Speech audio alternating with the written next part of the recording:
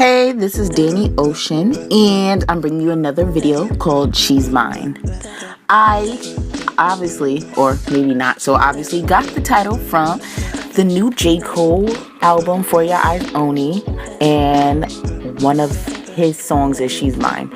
I was listening to that whole album while drawing this, but I actually took the reference from a picture that I had already drawn, and I just revamped it, and I put something together. So, what to say? I have the whole idea behind this picture.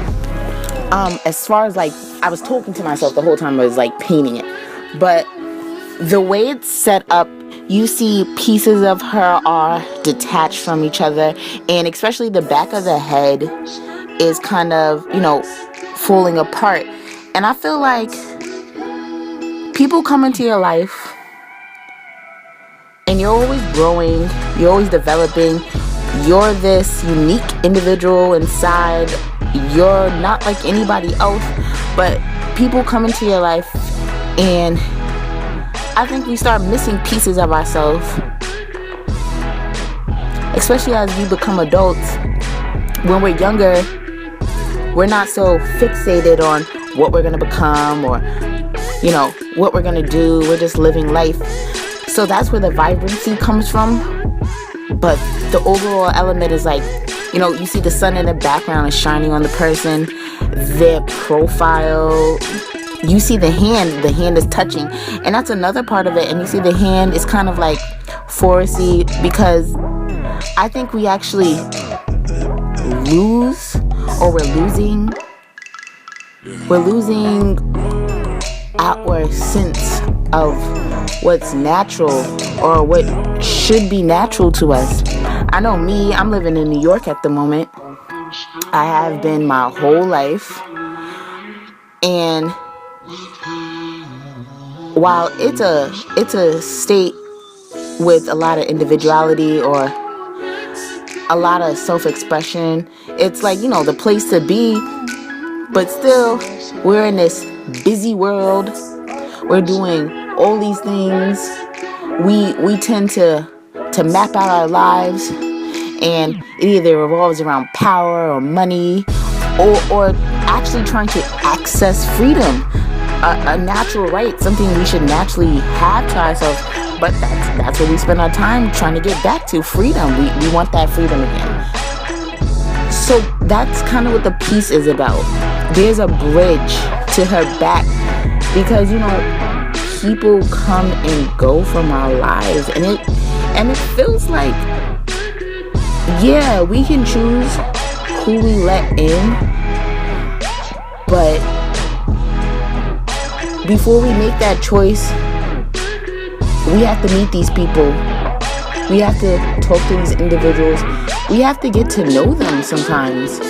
It's not just basic instinct, or sometimes it is intuition for people. For myself, it's hard to just go off of just straight intuition. I always find myself wrong after that. I'm more I need to understand you type of person. But regardless, I feel like people touch us, and we're growing, but we're losing pieces of each other.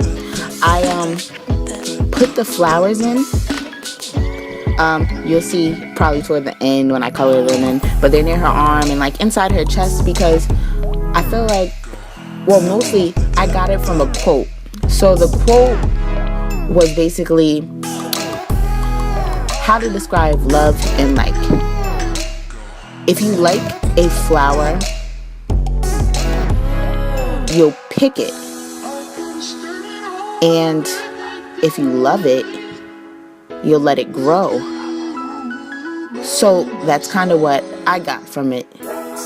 We piece together things, or we take apart things that we like or things that we admire, and temporary fixations or infatuation with anybody, whomever it may be,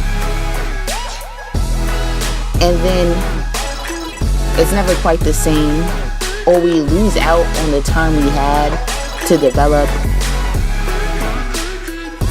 But when people really appreciate you, they let you grow, they understand you, they don't pull apart your dream. You know, you can kind of think of it like this. The flower could be in the middle of the desert. It would still have a better chance of surviving in the middle of the desert where it grew, or in the brick street where it grew with no soil, than if you were to take the flower and see what you could do with it and then have it not work out. Not saying like you shouldn't take chances, because you definitely should take chances, but that's just the idea I was coming up with. So as far as the skin tone goes with her, I wanted something bright. I really like oranges. I like how oranges look on myself. And I just like the whole mixture of it. It's just really bright. It feels like, you know, warmth. Like the body is warmth. And that's what I try to bring to it.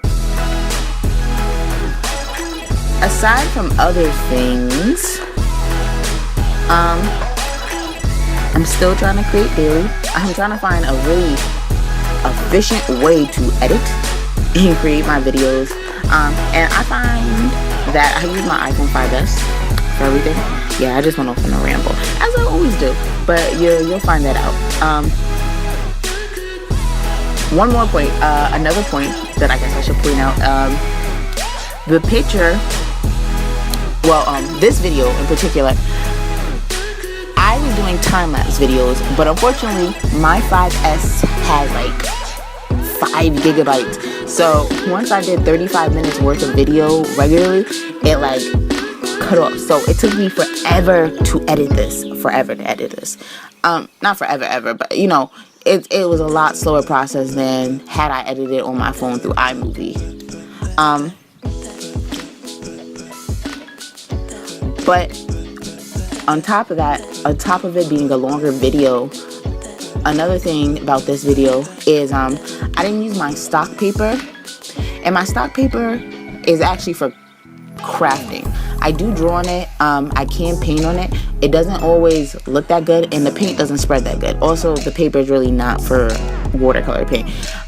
What I really am happy about is that I did choose to do it on my watercolor paper this time. And not only did it allow me to create something more elaborate, I also had a lot more control over how I put things together, which is always great for me. Shout out to this watercolor paint though. You know what's funny about it is some people might not consider it a nice watercolor paint because it doesn't really lay flat like in person. It actually lays kind of chalky. It's by Artist Loaf. I got it from Michael's.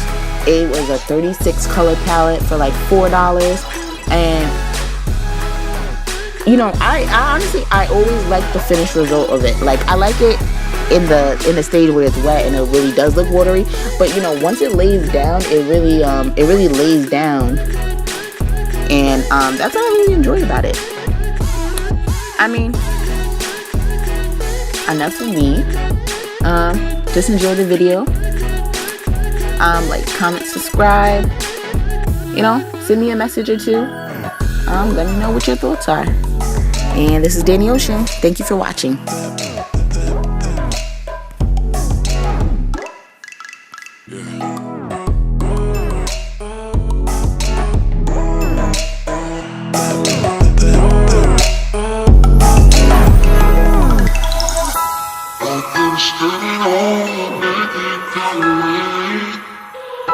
With you by my side, I can stay.